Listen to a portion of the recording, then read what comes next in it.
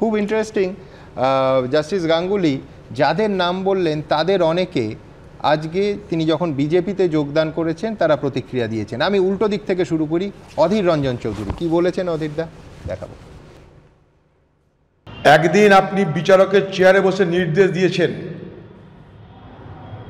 আপনার পরিচয় ছিল আপনি নির্দেশ দেওয়ার মালিক। আজ আপনাকে নির্দেশ পালন করতে হবে, নির্দেশ দাতা নয়, নির্দেশ পালনকারী। এই জায়গা থেকে আপনি কি বেরোতে পারবেন? জাস্টিস গাঙ্গুলি অবশ্যই পারবো, অবশ্যই পারবো। আমি বিচারপতি হয়েছি 56 বছর বয়সে। তার আগে পর্যন্ত আমি নিজের মামলা করেছি। তার আগে পর্যন্ত আমি বহু খ্যাতনামা সিনিয়রদের সঙ্গে কাজ করেছি, তাদের নির্দেশ পালন করে ব্রিফটা রেডি করেছি।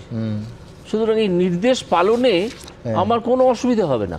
কিন্তু সাধারণভাবে বিচারপতিরা অর্ডার নেন না, অর্ডার দেন না। সেইখানে একটা দল মানে সেই দলীয় হুইপ, দলের বড় নেতার কথা শুনতে হবে, দলীয় আইন কানুন মানতে হবে, দলের স্ট্যান্ড সেটা আপনার সঙ্গে ব্যক্তিগতভাবে না মিললেও, না পছন্দ হলেও সেটা অনুসরণ করতে হবে। সেটাই তো দলীয় শৃঙ্খলার একটা নিদর্শন, যে ব্যক্তিগতভাবে হয়তো পছন্দ হচ্ছে না, কিন্তু দলের শৃঙ্খলা মেনে চলার জন্যে এটাকে ফলো করতে হবে। পছন্দ না হলে প্রতিবাদ করবেন না? সে প্রতিবাদ করার ফোরাম নিশ্চয়ই দলের মধ্যে আছে, রাস্তায় নেমে প্রতিবাদ করব না। কিন্তু এখানে তো আমি দেখতে পাচ্ছি যে দলের সিদ্ধান্ত পছন্দ হচ্ছে না, দলের গালে দুটো থাপ্পড় মেরে তাপস রায় চলে এসেছেন অন্য দলে, তাই না? ভালোই করেছেন। তাপস রায়ের একটা গ্রহণযোগ্যতা আছে এবং তিনি একজন সৎ রাজনীতিবিদ হিসেবে পরিচিত, এবং তিনি তার এমপি এমএলএর এমএলএর পদ থেকে পদত্যাগ করে তারপর অন্য দলে এসছেন। অন্য কারা এসছেন? মমতা ব্যানার্জি বলুন না কারা এসছেন? ওনার দলে তো অনেকে এসছেন, জয়েন করেছেন অন্যান্য দল থেকে। বাবুল সুপ্রিয় আছেন, পদত্যাগ করেছিলেন। নৈতিকতার উদাহরণ আমি মানছি আপনার সঙ্গে কম। আজকে আবার দেখলাম যে মুকুটমণি বাবু তিনি বিজেপি থেকে তৃণমূলে যোগদান করেছেন, ইস্তফা দেবেন কিনা আমরা জানি না। করতে পারেন, এরকম যাওয়া আসা চলে।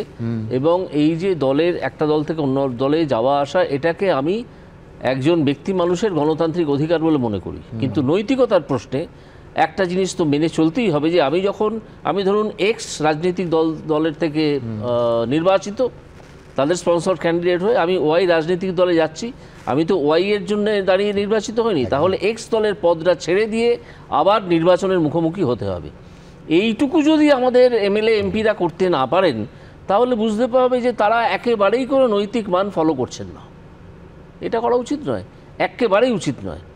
মানুষের বিরুদ্ধে কথা বলেন, তামাশা করেন, হাসেন। সব থেকে বড় কথা, তারা ভোট পেয়েছেন, মানুষ তাদের ভোট দিয়েছেন সেই দলের ঝান্ডা হাতে নিয়েছিলেন বলে। হ্যাঁ, প্রতীক নিঃসন্দেহে নিশ্চয়ই। আমাদের মতো দেশে এটা নিয়ে এই ধরনের রাজনীতিকরা যারা দল বদল করছেন, আমি তাদের গণতান্ত্রিক অধিকারকে সম্মান করছি, যে আপনি এক্স দল থেকে ওই দলে যেতে পারেন। কিন্তু এটা কেন করবেন? দল সিটটা আটকে রেখে কেন করবেন? যান না, সিটটা ছেড়ে দিয়ে যান, তারপর দেখি আপনি জেতেন কিনা। পরবর্তী ইলেকশনে আপনি হয়তো দাঁড়াবেনই না ভয়তে, নিজে আমি গাছেরও খাবো, তলারও খুঁড়বো, এই মনোভাব নিয়ে কাজটা করেন। সম্পূর্ণ অনৈতিক। এটা করা উচিত। কিন্তু আপনি আজকে যে দলে যোগ দিয়েছেন, সেই বিজেপির সর্বভারতীয়ভাবে যদি দেখি, সব থেকে বেশি অন্য দল থেকে বিধায়ক বা সংসদ বিজেপিতেই যোগ দেন, এবং অনেক সময় পদত্যাগ না করে। আপনার সঙ্গে যদি দলীয় নেতৃত্বের দেখা হয়, এটা নিয়ে বলবেন। অনেক সময় উল্টোটাও হয়, পদত্যাগ করেন, আবার অনেক সময় দু একটা ক্ষেত্রে হয়ও না। নিশ্চয়ই। আমি তো এটা নিয়ে আমি তো একটা নিশ্চয়ই বলবো যে এইটা হওয়া উচিত নয়। যারা আসছেন, দেখুন চার্চিল তার জীবনে অনেকবার দলত্যাগ করেছিলেন, অন্য দলে যোগ দিয়েছিলেন, কিন্তু তিনি তো নিজের সিটটা রিটেন করেননি, তাই না? তো এরকম তারা যদি আমি গণতান্ত্রিক অধিকার বলে মেনে নিই এটাকে, এই নিয়মটা কবে এলো? যখন 1984-এ রাজীব গান্ধী প্রচুর সিট নিয়ে জিতলেন এবং বুঝতে পারলেন যে তার তুলনায় অনেক সিনিয়র আছেন, পার্টি নেতা আছেন, যারা হয়তো তার হুইপ শুনবেন না, তিনি অনেক জুনিয়র, রাজনীতিতে অনেক নতুন। তখন তিনি দলত্যাগ বিরোধী আইন একটা করে এটাকে আটকাতে চাইলেন, যে 1/3 কম গেলে হবে না। তার আগে তো ছিল না, তারপর 2/3 হলো, 2/3। হ্যাঁ, তো তার আগে তো ছিল না। তো তখন তো সেই সাংসদদের হাতেই ছেড়ে রাখা ছিল ব্যাপারটা, তাই না?